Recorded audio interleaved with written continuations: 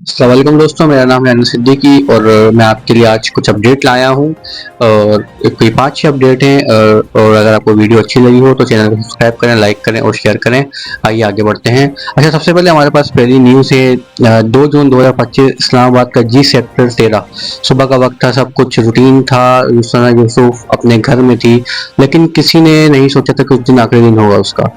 फिर एक आदमी उसके घर आता है, वो मेहमान बनकर आया, रिश्तेदार था। सना ने दरवाज़ा खोला, उसे बिठाया, पानी पानी या चाय पूछा, जो जो हर मेहमान करता है, ठीक है। लेकिन फिर अचानक उस शख्स ने पिस्तौल निकाला और 2 गोलियां उस पर तान दी। और ज़राए का कहना है कि गोलियां उसकी चेस्ट पे लगी और सना ज़मीन पर गिरी और उसकी सांसें हमेशा के लिए रुक गई। सोचो दोस्तों, 17 साल की लड़की थी जिसने अभी जिंदगी देखनी शुरू भी नहीं की थी, जिसने टिकटॉक पर छोटी सी मुस्कुराहट से हजारों लोगों का दिल जीत लिए। उसका कत्ल सिर्फ हो गया क्योंकि वो नफरत या दुश्मनी पे आया था। कहने के मुताबिक यही है कि वो लड़का उसको काफी टाइम से प्रपोज कर रहा था, बट सना उसको रिजेक्ट कर दी थी। अब ये हमारे ज़राए बताने हैं। अब क्या हकीकत है वो अल्लाह बेहतर जानता है, लेकिन इस्लामाबाद पुलिस ने उसको अरेस्ट कर लिया जिसने सना को मारा था।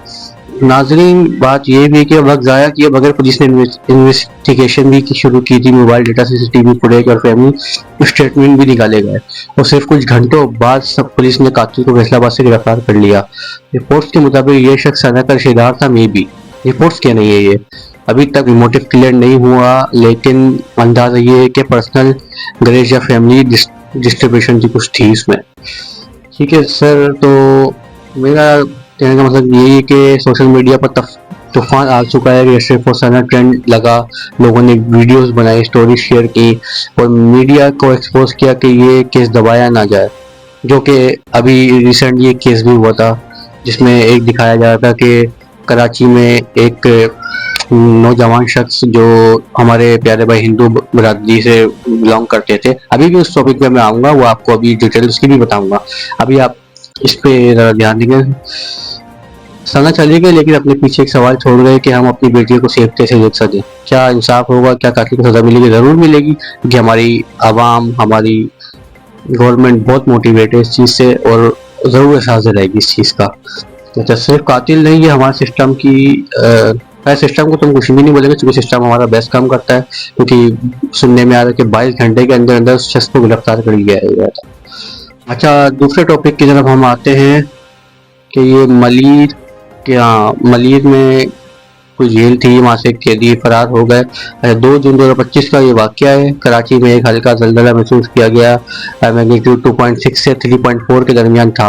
लेकिन मलिर जैसे ही सेंसिटिव इलाके में सिक्योरिटी प्रोटोकॉल के मुताबिक प्रोटेक्शन लेना ज़रूरी समझ गया। कैदियों ने टेम्परेरी तौर पर ओपन स्पेस में शिफ्ट किया गया, जैसे ऐसे हालात में स्टैंडर्ड प्रैक्टिस होता है, मतलब जो भी होती है, मतलब आपको भी पता है कि सेंसिटिव ऐसे हालात होते हैं, कैदियों को शिफ्ट कर दिया जाता है, वही सीन हुआ था।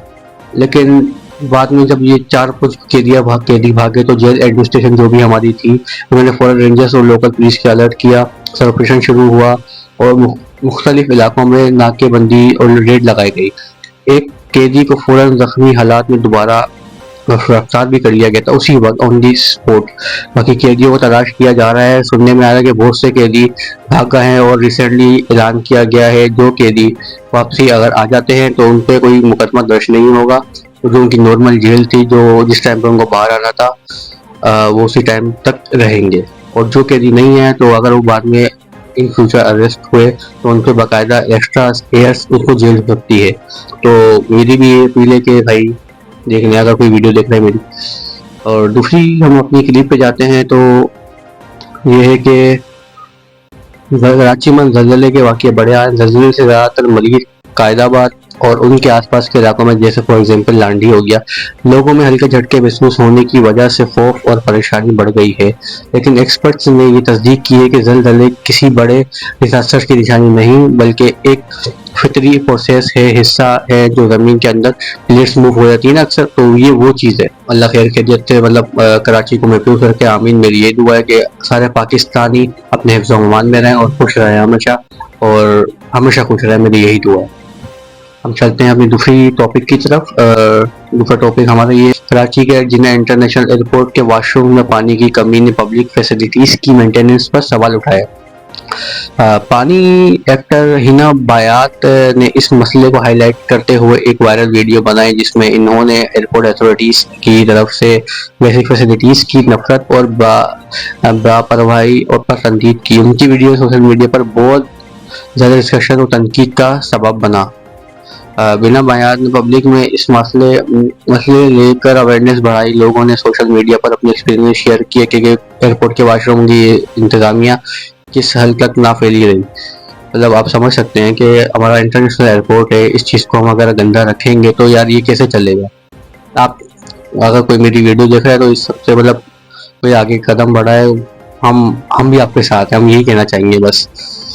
अच्छा, तो दूसरा वाक़या हमारा ये है कि एक इम्पोर्टेड खबर है कि पाकिस्तान और इंडिया के बीच चल रही हवाई टकराव जो भी है, भारत के army chief of defence staff general Anil Chauhan ने एक रिसेंट इंटरव्यू में एडमिट किया है कि उन्होंने अपनी कुछ फाइटर जेट्स खोए हैं, जो पहली बार इंडिया की तरफ से खुद ही तस्दीक है। ये खुद ही तस्दीक है, वरना इंडिया इससे पहले कभी हाँ कर रहा था कभी ना कर, बल्कि हाँ तो उन्होंने कहा ही नहीं, उन्होंने हमेशा डिनाई करा है। मतलब कहने का मकसद ये है कि मतलब उनकी तरफ से ना कोई कुछ होता ही नहीं है, सब कुछ हमने ही करा है, हमारा ये नुकसान हुआ है, हमला भी हमने करा है, पहलगाम में भी हम। लेकिन आप सबके सामने है कि पहलगाम में हमला किसने करा किसने नहीं करा, ये सब इलेक्शन का ही सारा सीन है।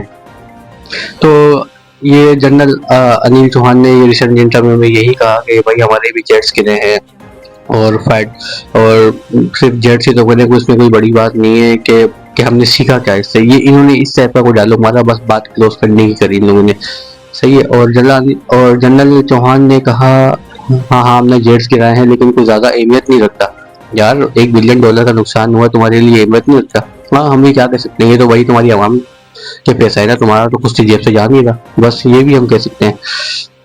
अच्छा, जहाँ तक सवाल है अहमियत नहीं रखता कि कितने जेट्स गिरे हैं, जो जरूरी बात है वो ये है कि हमने इससे क्या सीखा। भाई तुमने कुछ नहीं सीखा, तुमने बस इस चीज से हार सीख, मतलब तुम हार गए इस चीज को, कोई दुनिया तुम पर लानत पेश कर रही है, तो इस चीज को तुम एक्सेप्ट कर लो, तुम्हारे लिए बहुत बड़ी बात है। और अब पलटने की कोशिश नहीं करना इस चीज से, और अगर आप अब आए तो भाई हमने तो तुम्हें सिर्फ एक चटकी सिंदूरी दी है, अब फिर हम तुम्हें पूरा सिंदूरी चलाएंगे, सही है। So please be aware. अच्छा, तो दूसरा टॉपिक हमारा ये छोटी सी अपडेट है दोस्तों। एक और छोटी अपडेट पाकिस्तान से ये है कि पिछले कुछ दिनों में शहरियों में बिजली की लोड शेडिंग का मसला बढ़ गया कराची में। ये लोग इस बात से बहुत परेशान है, खासकर गर्मियों के मौसम में जहाँ 40 to 45 डिग्री कराची में चल रहा है। इस मसले का किसी की तबीयत खराब हो रही है, किसी की मतलब दिल आजाई हो रही है, कोई मरीज बन रहा है, किसी की रूटीन खराब हो रही है, किसी को ऑफिस जाना है, किसी को कपड़े प्लेस करने, हजार मसले हैं। मैं क्या बोलूँ इनकी इलेक्ट्रिक वालों को, बट कराची है ना, बस क्या करें। पर हम दुआ ही कर सकते हैं, अल्लाह ही हाफिज़ है इन लोगों का। हमारी गवर्नमेंट से भी अपील है कि इनको वह कुछ बोले, इनको भी कुछ समझाएं इस बारे में, बट यही है सारा जो है, सही है। जहाँ तक रही बात की इलेक्ट्रिक की, तो यार ये बचपन से मैं भी बड़ा हो गया, मैं भी देखता आ रहा हूँ कि भाई लाइट प्रॉपर टाइम पे नहीं आती यहाँ पे। तो ये थी आपकी आज की अपडेट। अगर वीडियो पसंद आई हो तो लाइक करें, सब्सक्राइब करें, शेयर करें और बेल आइकन को लाजमी दबाएं। ये मेरी फर्स्ट वीडियो है, इंशाल्लाह आगे भी आपको अपडेट मिलती रहेंगी इंशाल्लाह। Thank you.